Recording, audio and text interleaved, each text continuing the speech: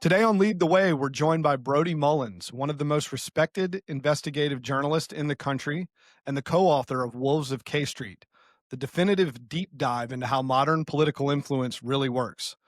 Brody has spent his career following the money, unraveling the networks that shape Washington, and telling stories that would never come to light without relentless reporting. We're excited to dig into his process, his perspective on the state of investigative journalism, and what he uncovered while writing one of the most important political books of the last decade. Brody, thanks for making the time for us today. Morgan, you and Brody go way back. Morgan, did you ever want to be an investigative journalist? I don't know if that was ever really in the cards for me. But I think I've always really been compelled and drawn to good investigative reporting. I just think it's like such an important part of how information is communicated and how we unpack issues. And I'm always really grateful when there's guys like Brody out there doing the work. So. Yeah, well, that was really my question. I didn't mean to interview you, Morgan. Sorry about that. The question really is, Brody, what draws you to investigative journalism? I mean, it's such an important job, and it comes with a lot of scrutiny. You have to really be on top of things. Is it instinctual? Were you instinctually drawn to it, or was this something it just kind of fell in your lap? I was one of those weird people. I'm from Washington, D.C., and I am still here. And I, at a young age, maybe because, the nightly news was on every night, or I read the newspaper in the morning, like I just sort of got drawn into the news. I think we got the Washington Post at home, and I think I might have been like flipping past the front page to get to the sports section to see how the, Washington Redskins were doing or whatnot, and maybe saw some news stories. I don't remember like sitting with my dad and watching the nightly news, but it was sort of on and around. And for some reason, when I was in elementary school, I decided I want to be a writer. In high school, I took a journalism class and thought journalism would be cool. And then I spent a year as the editor of the paper. And I just thought it was fun. And when you're looking for a career, you're looking for something that's fun, that doesn't feel like work, where you can also make money. And it just seemed like a fun area. So after I went to college with the intention of becoming a reporter. DC is a small town and everyone sort of knows each other. So when I was in high school, my mom worked with a woman whose brother was John Harwood. John Harwood was a big time political reporter at the Wall Street Journal. So I sort of got an internship there in the summer of 1992 and kind of fell in love with the Wall Street Journal. I was kind of hanging out with these big giants of journalism. I was just like delivering their faxes, back when there were faxes, and doing the morning clips. The clips are a job that doesn't exist anymore. The way I used to work before the internet, like the newspapers would come in the morning and someone would like literally clip out each reporter's story and paste them to an 8.5 by 11 sheet of paper and hand them to them. And they put them in a file. And like, that was like, they would keep all their stories like in a desk. And I would do those clips and hand out the story. And I thought it was like the coolest job in the world. It didn't hurt. There was a summer of 1992, which was the super exciting Bill Clinton presidency. After 12 years of Republican rule in Washington, there was this young hotshot Southerner from the Democratic Party running for president, challenging Bush. And it was just sort of like an exciting time in journalism and in Washington. I'd kind of made it my mission to get back there. So I went to college, came back to DC, and started working at papers that would sort of get me back to the Wall Street Journal. The Wall Street Journal is obviously a business newspaper. So I started writing about policy and issues, and eventually started covering lobbying and money and politics, and writing for places like Roll Call, writing about sort of the business of politics and how businesses try to play the game in DC. How companies, associations, labor unions try to work the process with campaign donations, with lobbyists, with other influence tactics to get what they want. And that kind of made me into an investigative reporter, because I was not writing about, the presidential press conference from the day before, or SR 127 becomes law. Like I wasn't covering that stuff. I was covering who are the interests behind HR 625, like who are the people who got it through committee, who are the winners, who are the losers. And what I found out is that while there's so much attention, even more so these days, on what the president does and what happens on the House and Senate floor, if you peel back the curtain and look behind the scenes, there's billions of dollars being spent in DC. That might be an exaggeration. Hundreds of millions, probably billions of dollars being spent in DC to try to shape that legislation by companies, by interests, by interest groups. And to me, that was like so much cooler than just covering the vote on the House or Senate floor. It's like, what are the big moneyed interests behind the scenes? And that's really kind of what led to our book. And our book is really about that is how corporations starting in the 1970s to now built their influence machine so that every major piece of legislation that's been approved in the last 40, 30 years basically needs to have been endorsed by corporate America. Otherwise, it's dead. And so that's sort of long answer on sort of how I got to DC, how I got into journalism, and kind of how we got started on the book. Yeah, well, you mentioned at the beginning of your story that it seemed like a fun pathway. Would you still consider it a fun job, or is it more of like a necessary? Do you feel like you have to do this work now? I mean, I still think it's fun to be an investigative reporter. I think if you're a regular reporter, it would suck these days because like you're just beaten over the head with constant story after story after story after story. And it's all kind of the same. I mean, there's so much news in Washington. And what I like about being an investigative reporter is like, you don't really need to follow the news. You don't need to cover the news. You're looking for what's shaping the news, what's behind the news. But most reporters, 90%, 80%, are constantly checking their phones for the latest presidential tweet or latest piece of crazy news out of DC to write some 300-word story to go out to your audience that's, consumes it in seconds and it's done. And then you move on to the next thing. I mean, if you break a big story in DC, like it used to be, well, when I worked for Roll Call, which is 25 years ago, Roll Call in the early 2000s came out only 2 days a week. This is a publication that dominated the coverage on Capitol Hill, coming out 2 days a week. And when you work for Roll Call, you had to find a story, find a scoop, and it had to hold for like 3 or 4 days until your next publication. And that worked. Today, but then when you broke a story, your competitors couldn't match you until their publication came out like a week later, so you like own the news for like a week. Today, you come up with a big scoop. What does it last for like a second? 5 seconons? I mean, Yeah, literally the news cycle a is minute. wild right now. Right. And so in a way, I mean, think about that though, from your business point of view. You guys are business people. If you make your money on the exclusivity that you have in your news and someone can match you in a minute, you don't make much money there.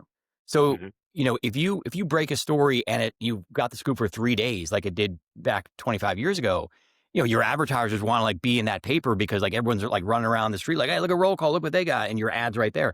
Today, you got the scoop for a minute or two. And with AI, it's going to be even less. It sort of reminds me actually of AI. Like these new chips are coming out so quickly that there's not enough time to make your money on your investment in the newest, greatest chip before the next newest one comes out. It's weird to compare journalism to AI, but I kind of see it the same way. There's not much time to recoup your investment on news. That is, an investigative story is probably different, but on a news story. Yeah. No, I think that's really, it's like, that's such a really interesting point. And I don't know if it's one that we've discussed quite as much. We've talked a lot about like how there is, the media ecosystem is so fragmented and, you're in competition for eyeballs and, obviously like there's more content out there than there ever has been before.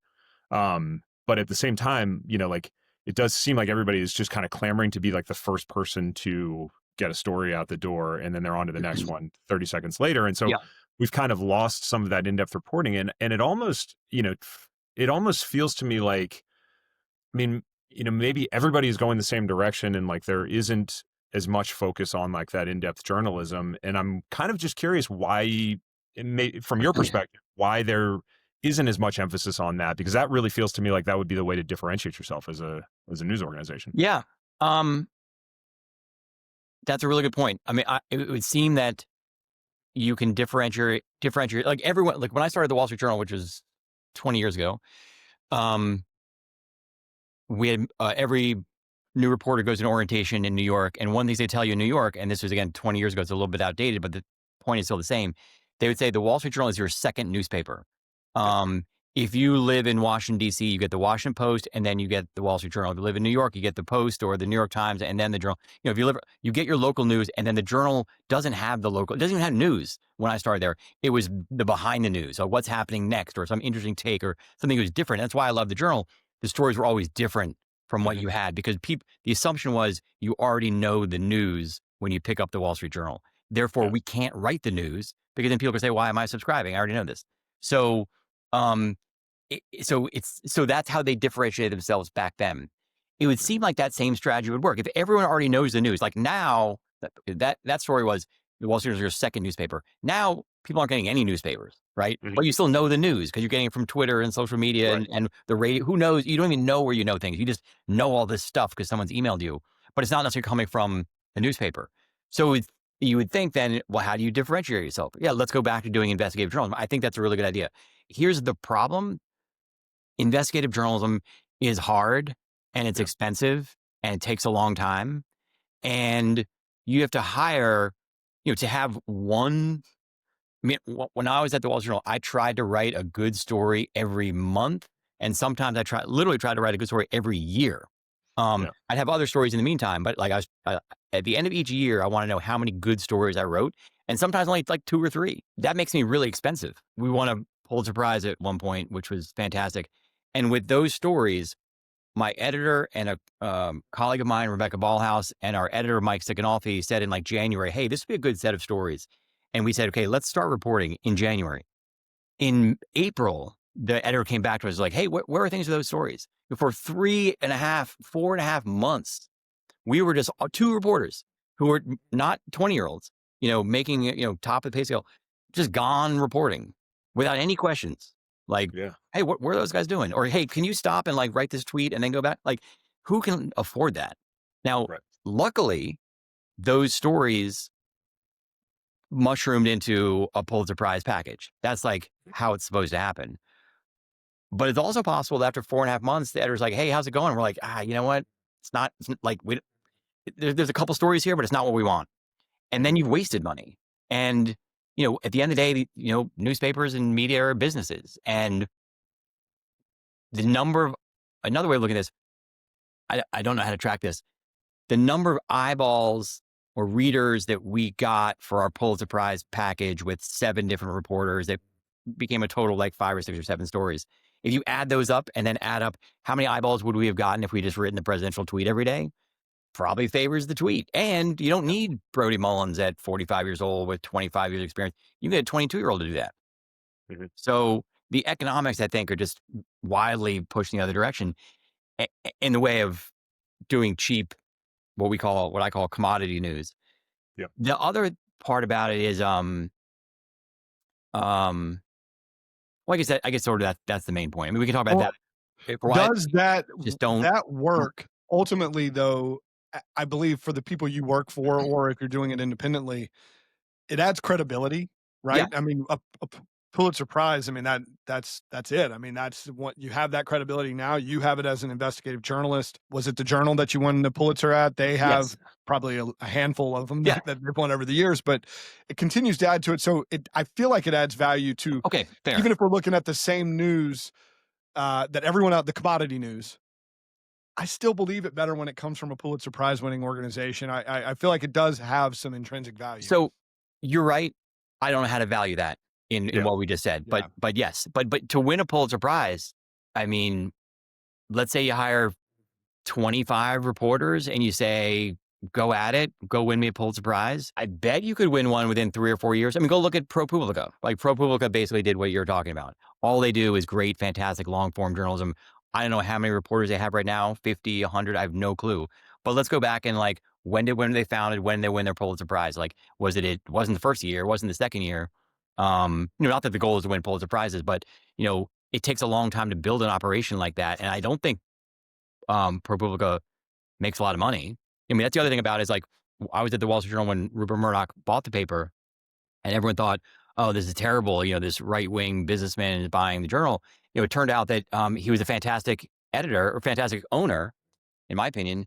And it turned out that like billionaires are good for journalism, or should be good for journalism, because they're not buying the paper for the money. They're buying for the prestige. So Mhm. Rupert was making his money on Fox News. And he did all sorts of, business decisions there to make money. With the Journal, he left it alone because I think he bought it for $6 billion, $4 billion, $3 billion. I forget the number. That was nothing to him. He just wanted the paper to enhance his credibility, and therefore he didn't touch it. Before Murdoch, we're owned by the Dow Jones family, the Bancroft family, and it was publicly traded. and we're not hitting our numbers, and there's pressure to produce more stories. And when Murdoch got it, he got rid of all that stuff. And I would say the same thing for the Washington Post and Bezos, except there's been some problems in the last year. And it seems like it could be that billionaires maybe the best way to sort of save or protect independent, good investigative journalism, because it doesn't make money. And if they're not trying to make money, then they can invest in it. Well, is investigative journalism, speaking of making money and doing investigative journalism, is it a viable career path now? I mean, that's one of the things that we're working on with our business is trying to give tools to continue to make it viable. But you've been around long enough now you've built a career, you're selling books, you've got multiple income streams. But if somebody is new coming out, is this a viable career path? So journalism and investigative journalism are great careers for when in your 20s, probably in your 30s. It takes a long time to become good. So you're not just going to be a good investigative reporter when you're 22, but when you're 22, you're not making much money and you can work crazy hours. Once you have a family, once you have a wife, once you have kids, like, you have an infant and you're like, I got to be home at 5. Otherwise I don't see my kid before they go so I got to leave at 4. Like, you can't, like, that's a hard, then it's like, so you got fewer stories. You have to work on longer term things that instead of a story taking a month, it takes 2 months because you just can't work till midnight every night like you could when you're 22. Now, when you're in your 30s or 40s, you're more experienced. But at some point, I think the raw numbers are you move up the income scale. And at the Wall Street Journal, we were unionized. So like I'm 20 years up the union scale, getting merit raises along the way as well. And at some point, it's like, who's this guy who's writing 2 stories a year and is making a ton of money? It doesn't make any sense. So, I think, so what happened with me is that, the Journal had a longtime editor who I knew, and I sort of had relationships and sources and sort of credibility. Like, I'm writing 3 or 4 or 5 really good stories a year because I put in my time. I earned it because I wrote a lot of stories back then. But then we had a new editor come in who didn't know anyone. And the new editor, like, let's look at a spreadsheet. And, you look at the spreadsheet and the investigative journalism people look terrible. Like, why are these people making so much money and writing so few stories? Now, you guys obviously understand and care about investigative journalism, so you would put an asterisk near those guys. Hey, those are guys and girls. Those are our investigative reporters. They're different. But if you don't believe that, it's just a loss leader. Yeah. Huh.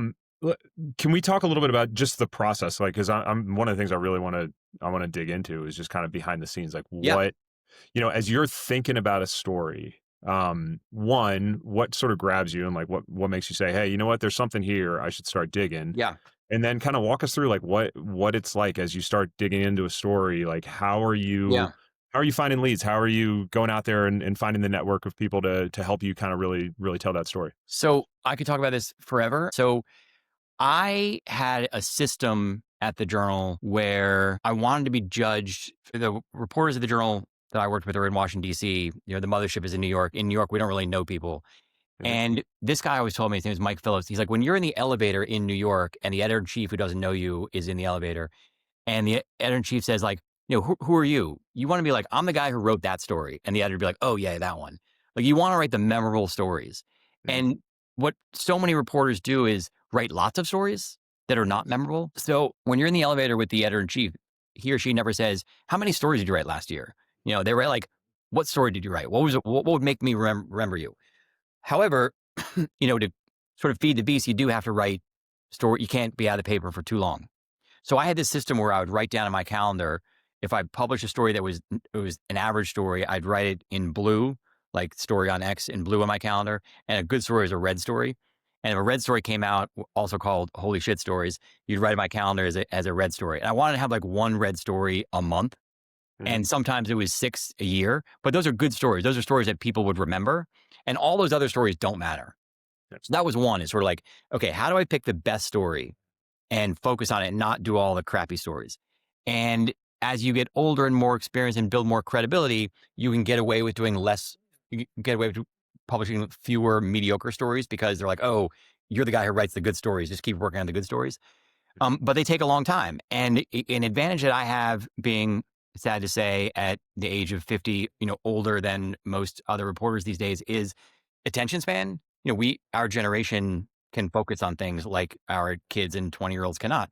those people are constantly, they're the Twitter generation, constantly moving on. So one of my big advantages was finding a story and then sticking with it for months. And so what is the story that you can find now that's going to be a good story in 6 months or a good story in 3 months? And then procedurally, how do you get that done? It's a lot of reporting. It can be a lot of documents. It can be a lot of, talking to people. It can be like talking to secretive sources or finding lots of public documents, but making a little bit of progress each day and each week. So I would literally make a list of, like, every day you got your list of things to do. I had a weekly list at the end of my calendar. There was on a yellow Post-it note. What are the big things I need to get done this week? Because so much of the time, we all do this in life. You're so busy, and you're like, oh, fuck, I didn't do anything.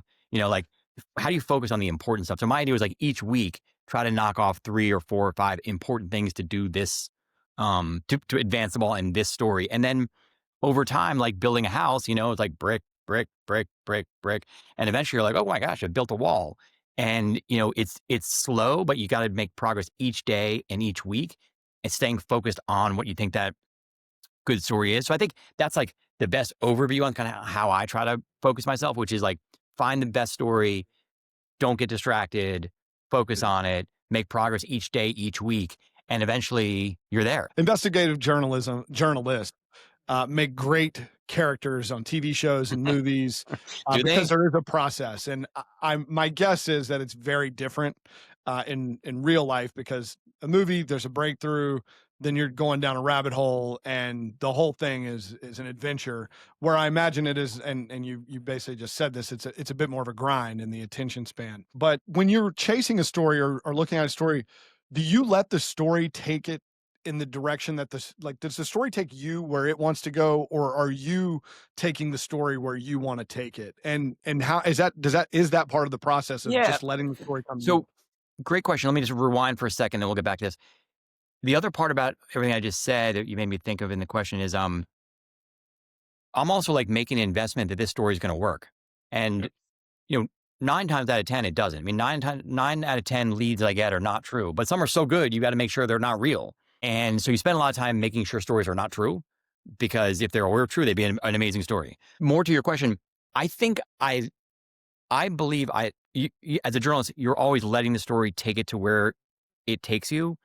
But I think you're a little bit like a scientist, where like I have like a scientific method. I have a hypothesis. Like, you give me a tip and I'm like, I want this story to be Watergate. Let's see if it's Watergate. And then, usually it's not, or all the time it's not. But like, you start like, hey, well, if these two people are doing this, what if this is happening? And then you find out, well, that's not true. Well, that part goes away. Well, what if this is happening? So let me give you an example. The lead story in our book, is about this guy named Evan Morris, who was a lobbyist for the pharmaceutical industry, who was found dead on a golf course outside of DC with a bullet hole in his head. So I knew those facts. This guy was dead. And you think, is there a story there? And my thinking is like, what is the best possible story? As sad as it is, the best possible story is that he was involved in some sort of wrongdoing, that there was a crime, that he was murdered, but you don't know. But you have to think that, because then you want to see if that story is true. So does that mean I'm leading the story or I'm following the story? I'm not really sure, but like, I want the story to be good. And most of the time it's not. Most of the time he tripped and fell and knocked his head, and crazy thing, he's dead. Well, in this case, the lobbyist was involved in this big corruption scheme and kickback scheme, and it became this huge scandal. It's like, whoa, for me, it was like 100 out of 100, and became not only a front page story in the Wall Street Journal, but then that story came out and movie producers called and book agents called and book publishers called and said, hey, you got to write a book about this. So like, that was a score, but it kind of begins with a hypothesis. Like, what if this guy was up to no good? And then like, let's go around and you're a little bit like a private eye. It's like, okay, how do we build this out? Well, let's talk to people. Let's go to my friends downtown who are other pharmaceutical lobbies. Hey, do you know this guy, Evan Morris? Like, what happened to him? Well, I don't know, but you should talk to so-and-so because that guy worked with him. And then you call that person. And a lot of time it's not a call. It's a, hey, can we meet for drinks? Can we coffee? I'm working on something. It's sensitive. And they need to know me and trust me. I can't just come and be like, what happened to that guy? Like, it's people you've spoken to who you've built trust with, who will be like, look, I'm not allowed to talk about this, but here's what people are saying, and then they know I'm not going to screw them. I'm not going to say that I talked to them. And you kind of pick up little clues. And a lot of those clues are wrong. It turns out, everything that you hear is not always true, but it's sort of starting to fill in some blanks. I can do that at the Wall Street Journal, where I had months and months and months and months to disappear and work. And now I tell my editor, hey, this is what I'm working on. And he'd say, great. But he wasn't stopping me and saying, hey, can you write about this new bill that was just dropped yesterday? Like I'm given all this time, and only a few publications can afford to give me that time. So, back to the story. So it's like you find out more and more things that are true and more tantalizing, and then you get records, and maybe you're lucky enough to find some source in the FBI who will tell you, or a policeman who was there, or in my case I found some police reports. But it's really like being a private eye. Just you're kind of out there on your own. And again, it's not very rarely you pick up the phone and say, hey, what happened? It's like you got to go meet with people and talk with them, and those are people who you've known for years who will trust you to talk to you. I can't call the guy's company. Yeah. I never even considered calling the guy's company. If I call the guy's company and say, hey, what happened? They're like, there's no way they're going to talk to me. So I need to make the company talk to me. And the way I make them talk to me is I need to get the whole story and then go to the company and say, hey, I'm working on this story. I don't need you anymore. Do you want to talk? And then they're always like, yes, let's talk. Because now I know when they know. So as a young reporter, how do you start building that credibility? Because I imagine when you're at the Wall Street Journal and you've written a bunch of stories, people will actually go and meet with you because they're like, okay, this guy, I know who this guy is. Yeah. When you're a young guy, how do you cut through? Two ways. One is you meet a new person each week. I mean, everyone's life is incredibly busy. But once a week, make time to meet a new person for coffee, lunch, breakfast, dinner, drinks, whatever. Just one person. Anyone can do that, especially young people who don't have kids and families and all that sort of stuff. That one person over the course of a year is 50 people. Over 2 years is 100 people. That's a lot of people to know, and who you can years later come back to, because once you've met someone, you sort of created a trust and credibility. You may never talk to that person again, but you probably will, because DC is a small town. And secondly, when you get to a new paper, you're 22, they want you to write a story every day about the legislation that's passing or not passing on Capitol Hill. So you need to do the investigative story as a side job. You do your main job, write the story, and then you spend a couple hours on the investigative story. This story about Evan Morris I worked on for, let's say, 6 months. I don't think I had an 8 or 10 hour day working on this story. It's like a lunch here, a breakfast here, a coffee here. You're not just dialing and calling people all the time. You're meeting with people. So it's like you can do other things at the same time. But so when you're young, you sort of pick a good story that you can land in 2 months, and then map out, what do I need to do between now and 2 months, given that I have another job, and kind of slowly make progress on that story. And then you publish a good story, and your editor is like, holy crap, like, how do you do that story while you're doing all this other stuff? And whoa, if I gave you fewer blue stories, can you do more red stories? And the answer is obviously yes. So then they start taking responsibility away from you, so you can work more on the longer term stories. You just need to keep delivering the longer term stories. And the second you stop delivering long term stories, all of a sudden you're covering more bills and presidential tweets. So it's sort of like it's time management. But again, when you're in your 20s and you're young and hungry, you can work till midnight and you don't have kids. So, I can't do that now, but that's sort of how to do it back then. Yeah. Do you think you always had good instincts for where the stories were? Like, I mean, the Evan Morris story is a good example, right? It's like that's a guy dead on a golf course, and you were like, wait, there's something going on here. And well, yeah, I mean, yes, but there's also something else that was going on there, which is important, is that I knew strategically that the Wall Street Journal was a very slow moving publication. So this guy was found dead on the golf course in July 2015. And I probably heard about it like within a few weeks. And, obviously rumors were going around right away. And in the pharmaceutical world, everyone knew he was dead. When I heard about it, I knew some friends of mine were also working on a story about him, and who I just heard through the grapevine. I'm talking to a lobbyist. They're like, hey, by the way, John Brejan's working on this. And hey, by the way, that guy's working on this. And they worked for Politico, and they worked for Axios, and publications that could write a quick and dirty story right away. So my first thought was like, my advantage is time. They're going to run full speed and try to write some story that will hopefully, for my purposes, be thin and incomplete. And then the more days and weeks that go on that no one writes about this guy, the less chance anyone's going to write about him, because the news business works so fast. Reporters are young and they get distracted. They can't focus the way I was saying that I could. And that was 2015. So it's got much worse now. So as soon as a few months passed and no one had written about him, I knew like I had the story, because no one else was going to go back. And in fact, though, I waited a year. It was a year later in August of 2016, where I was on vacation in Vermont, and I was thinking, okay, what are some good stories to do this year? And I was like, whatever happened to that guy? And I realized that no one had ever written about him. And then I was like, well, this is great. Like, I still know this is a story, but like, no one's going to go back and write about this guy a year later because they're writing about what happened that minute. You know, most of journals are what happened that minute, what happened this week. Like yesterday is old. But for me, it was like, this is great. No one's written about this guy. And now I have the whole story to myself. Now, I didn't know there was a story, but the tactical advantage I have, again, was I had time. Other reporters can't do that. I had time because of the Wall Street Journal. I feel like there's always a story. A dead body, there's always a story there. And I know you said earlier, a lot of this stuff turns out it's not good, but like when you have one that you know is good, and you just said you waited a year, so that patience, that patience had to. Well, I had sort of forgotten about it, but yeah. Okay, so that makes it easy to be patient then if you're not thinking about it at all. But like I guess what I'm getting at is, there ever a time when you had a story and you know there's a story, you know it's a good story, you can't get it to a good story. Yeah. How do you persist to get it to, like, I know this story is good, I haven't gotten there yet, I'm going to get there? So, when do you know you've got 2 points? One, I said before that, 9 out of 10 tips are not true. Your assumption, that question, is that all these stories become good stories. I mean, I can give you a book of unpublished Wall Street Journal stories that I think is fucking fantastic. Sorry, I keep cussing. No, language is fine. I have tons of stories that were never published, that never got there, that I think should have got there, the journal thought wasn't there, like for whatever reason. So a lot of success is not letting failure bother you. Sure. The person who shoots the most should score the most, but there are a lot of misses. Add in whichever sports analogy you want there, Wayne Gretzky or LeBron or whatever. You miss, you try your best, but sometimes it's not a story. Sometimes you failed. With Evan Morris, a year later, I go to my editor and I say, hey, this is what I know. This lobbyist died, bullet hole in his head, something there.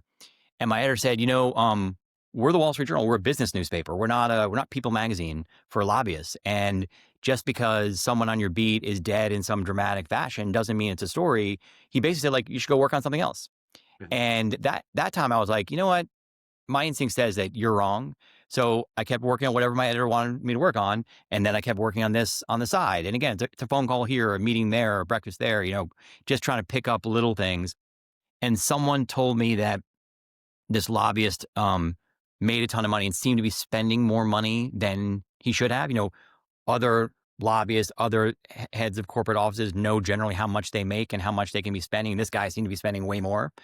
And so that was sort of odd. So like, what's going on? Like, maybe he's got good stock options. I mean, who knows? Maybe he comes from family money. So you look into those things. No, he doesn't come from family money, and stock actually wasn't doing that well. And then someone told me that he owned a $400,000 mahogany wood speedboat. So I'm like, that's interesting. It's a custom made boat. So like, and everyone knew he owned this boat because I guess you talk about it all the time. So then it's like, all right, well, let's find mahogany wood boat companies and call them, because if you sell someone a $400,000 custom made mahogany speedboat, you probably know the person. You probably like got drinks to them for lunch, or certainly got to know them in some sort of way. And it turned out there's only one company in the country that makes custom-made mahogany wood speedboats. And it's the Hackercraft company. Hacker boats are based in Lake George, New York. So I called up the company, and at this point I'm like, my editor doesn't know I'm working on this. I'm just trying to figure things out.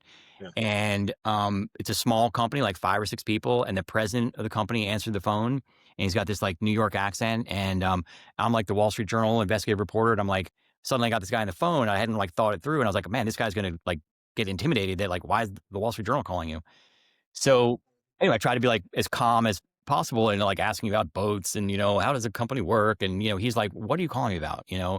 And then, very quickly he was like, I know what you're calling about. You're calling about Evan Morris. And when the FBI called me, I gave him everything I know, and I'm not talking to you. And he hung up on me. And then I was like, boom, why is the FBI calling about this guy? Yeah, because of the crime, and that was like my, like, and then at that point it's like, you can run your editor, like, I got a story. Now you still don't know what the story is, but now you know it's a story. And so then it was like, then it's like, oh my God, the story I wanted it to be is true. how do I then go report it? Like but at least now I know that there is a problem. The FBI is involved. One. So then it's all figuring out like, well, why is the FBI involved? Like what happened? But at least at that point, you know there's an answer. Before the FBI was involved, you have no idea where this is going. Right. And I knew that his death was related to a crime, and therefore it is a story. I just had to go, continue to find out exactly what it was. So I guess my point is, had I not made that phone call, there's a chance that that story is also in my book of great Wall Street Journal stories I've never published, because like there was no story until the FBI was involved. And Yeah, believe me, well, I can tell you, and my wife can tell you, many other stories that did not make the Wall Street Journal. how many times have you been hung up on? I mean, I think, does that happen a lot? A handful of times. I mean, you're the Okay. Wall Street Journal, so like people are afraid of you.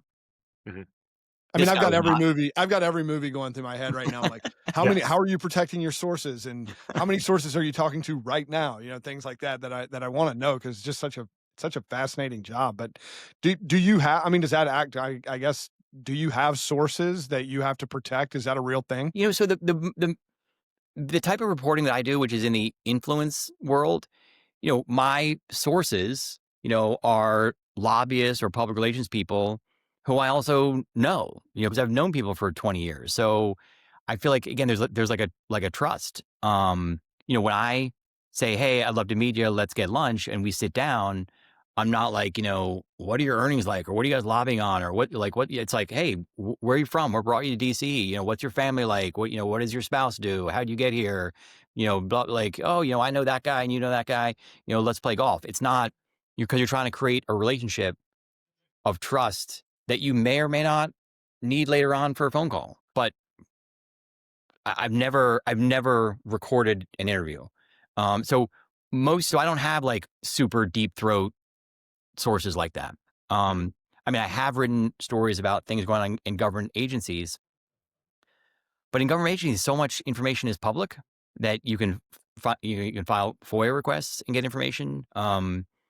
There's tons of public records about what agencies are doing. I mean, the whole rulemaking process in agencies is essentially public.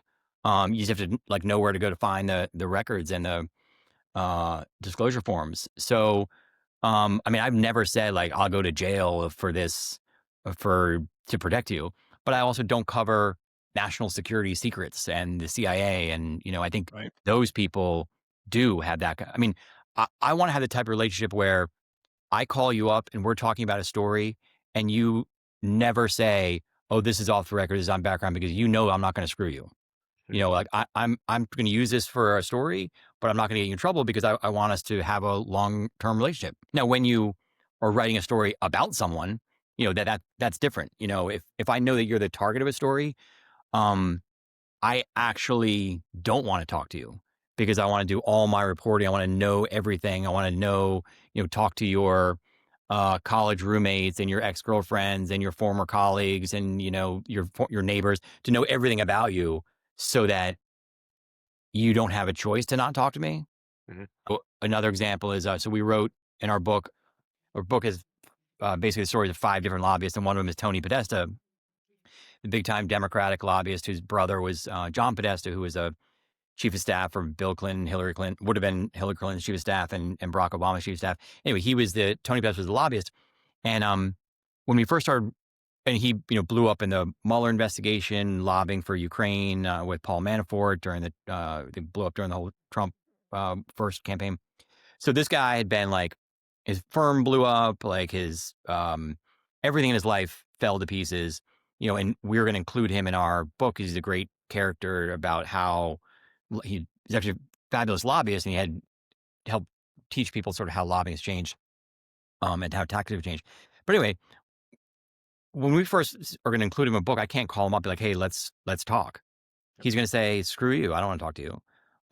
You're going to write a bad story about me. And so, we did 2 or 3 years worth of reporting, talking to all those people I just said, former girlfriends, and his firm of 75 people collapsed in a matter of days because of his wrongdoing. So 75 people at his firm wanted to talk to us, so that was good. And a lot of those people had emails. And so we talked to as many people as possible through his whole life. And then at the end of that process, literally like 2 or 3 years of reporting, where every day he's getting a call like, "Hey, Brody Mullins just called me. He's writing a book about you." Like every day you're like hearing that and hearing that and hearing that, and then when we're toward the end of our reporting process, I talked to my brother Luke, and I was like, I bet Tony Podesta would talk to us.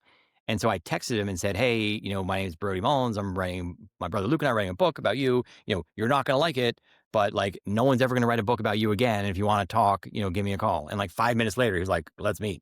And we spoke to him for like 10, 15 hours over the course of several weeks. And he talked to us, I think, one, because everyone has an ego, but two is because like we already had the story. Like he needed to get his version of the story out there.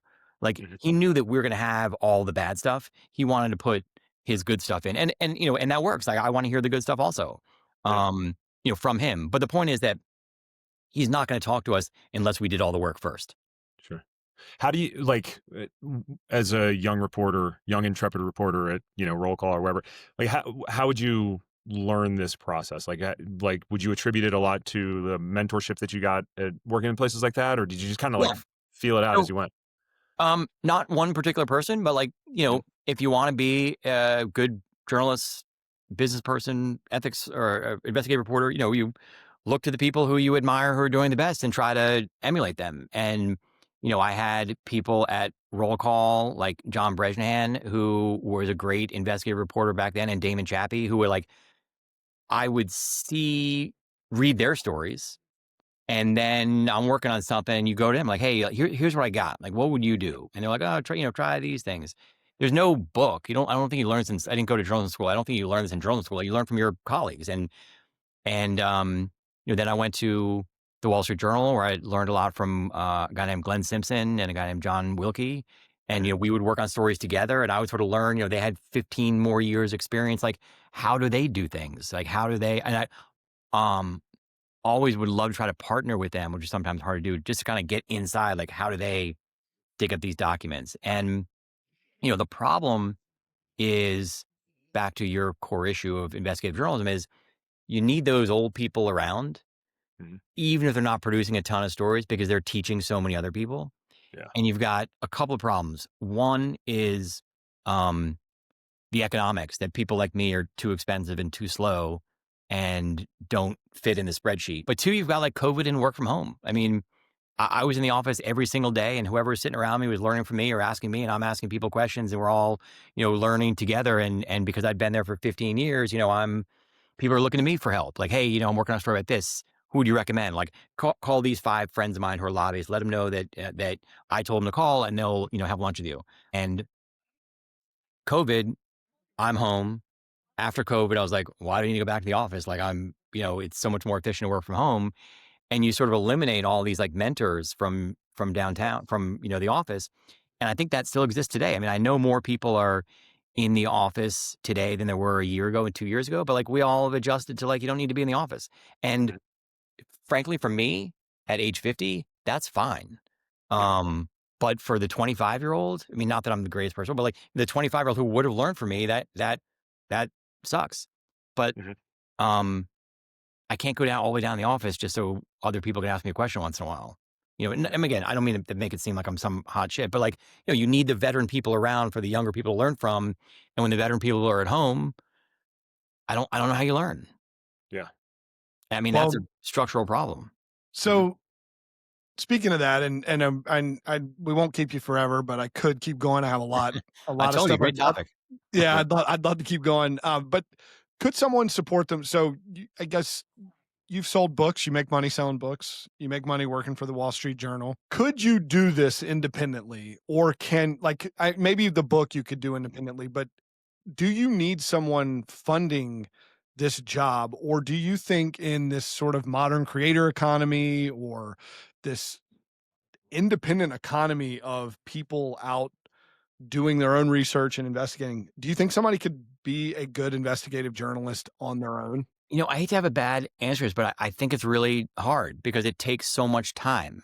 And it takes time to write one good story.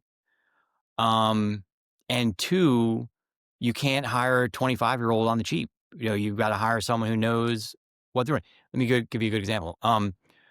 One of the great investigative reporters who I've worked with in my career at the Wall Street Journal, left the Wall Street Journal maybe at the age of 50 and became, started working for companies, doing the same thing he was doing before, investigating on behalf of law firms or lobbying firms or corporations, investing their competitors, or you're looking into wrongdoing among uh, agency officials, or basically doing reporting, but for private clients. And he told me one time that the type of work he does costs around $1 million to produce. He's working for a law firm. Law firm is suing someone and wants him to do a full 360 investigation into their opponent or whatever, and that's $1 million job.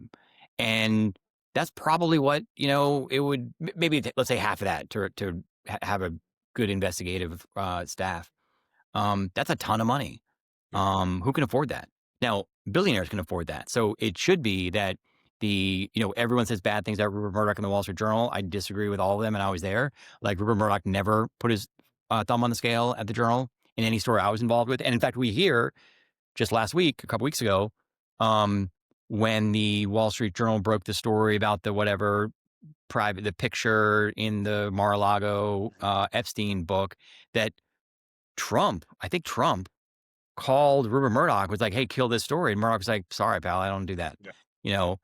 That's a pretty easy way to kill a story and earn a favor from the president of the United States. And he said no. And same thing happened with Theranos. Mhm. Murdoch was an early investor in Theranos, $50 million. The Journal had the story that killed Theranos. And Elizabeth Williams? Holmes. Holmes. Yeah. Elizabeth Holmes calls up Rupert Murdoch and says, "You got to kill this story." And he said no, costing himself $50 million. Now, that's nothing to him. So the point is, if you can have a billionaire who invests in journalism and doesn't try to manipulate it, uses power for his own means, that's the best possible scenario. And that seems like what ProPublica kind of has also. I feel like it has to be people who don't care about money. And that's my point. You need people who don't care about money. Therefore, it's a money-losing proposition. Right. Investigative journalism lose. Now, what's the value of your Pulitzer Prize? And that I can't answer. Well, the arts have always been supported by, New York. One of the things that makes New York great is you have finance people making a shit ton of money and broke artists, but you've got the financing people that will continue to support the artists. So that mix has worked for years. It's part of the reason New York is New York, is the have and the have-nots, even though you hear so much more about it differently. Yeah. I know you guys are trying to figure this out, and I'd love to figure it out. And I hate to be giving you this answer. I just don't. No, it's a fair answer. It's the reality. I actually did have one question on the economics, though, because I think this maybe kind of speaks to what we're trying to figure out here. Is when you break a story like Pulitzer Prize winning story, how much do you see readership increase? How much does that one story get read relative to other stories? How long does that does the tail on that story run? If I would imagine you've got 5 or 6 really good stories that come out of that one investigative thread. So I'm just kind of curious if you see a meaningful uptick there. That's a great question. And I only have an anecdotal answer for that. All of these metrics are available to us at the Wall Street Journal after my first 10 years. And I never looked at them because I just don't want to know. I want to write good stories. Mm-hmm. And sometimes a really good story, no one reads. And sometimes a bad story, people read. I just didn't want to get caught up in that stuff. So I never looked at the numbers. Anecdotally, my editors had said the best investigative stories that we invest in are always the most read stories. Mm-hmm. Anecdotally, again, I know when the Evan Morse story came out, something like 500 people subscribed to the Wall Street Journal that day from that story. Mm-hmm. A subscription to the Wall Street Journal basically costs like an iPhone. So let's say $1,000 times 500, that's a lot of money. Pretty good day. But that doesn't happen. You don't do that every day. So people say that those stories are the most read. But then, the people who are looking at the numbers, who are running the newspapers, are saying, go write about Trump, not investigate. So the facts must show differently. Yeah. So one of the things, and I know we'll get it wrapped up here, but one of the things that we're up against is exactly what you just said, where 500 people subscribed that day for the year. They're willing to pay that. We're betting, or at least we're hoping, that 10,000 people would pay for that one story, or 50,000 people would pay for that one story. And the friction of the subscription wouldn't necessarily keep people away from it. So it's just an alternative. I think both options would be on the table. Maybe only 250 people subscribe, but 10,000 people pay Yeah. a couple of bucks for it, or $5 or $10, Yeah. or a story like this That is could be a maybe model. I'd also go look at a publication called the Mississippi Today. So the journalism industry in Mississippi, as you probably imagine, is not so great. A couple years ago, 5 years ago, 10 years, I'm not really sure, some wealthy people funded Mississippi Today, which is an online publication that covers Mississippi politics. It's a real, real smart, aggressive group of reporters. They have won a Pulitzer Prize covering Mississippi politics and business. And they have sort of done that model, like where you get wealthy folks to invest. These are people who have made money in Mississippi, who care about Mississippi and want there to be good journalism. But it needs to be that model where these people they're not trying to make money. They're doing it because they care about Mississippi. Yeah. And if it can work in Mississippi journalism, don't you think it can work in New York, Utah, California, 100%. Okay. Yeah. Well, everything I'm watching on TV right now there's an investigation going on. I just watched The Lowdown. I don't know if you've watched that, but it's Ethan Hawke. He's an investigative journalist in that. I just watched a crazy show on HBO called The Chair Company, which he's not an investigative journalism, but I think it's the most absurd thing you'll watch, an investigation going down the pathway. And I'm trying not to, because the character, the main guy, he's an absurdist comedian, and it's him doing an investigation. I do recommend it as an investigative journalist. I think you would. Maybe I recommend it. It's tough. It's really, really out there.